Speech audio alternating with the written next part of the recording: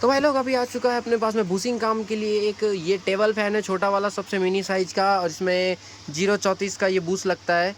Camera focus नहीं कर रहा है। और ये इसमें आगे पीछे का दोनों बूस्ट चेंज करेंगे और ये सॉफ्ट को भी चेंज कर देंगे। ये देख सकते हैं अब ये पूरा दाग आ चुका है इसमें।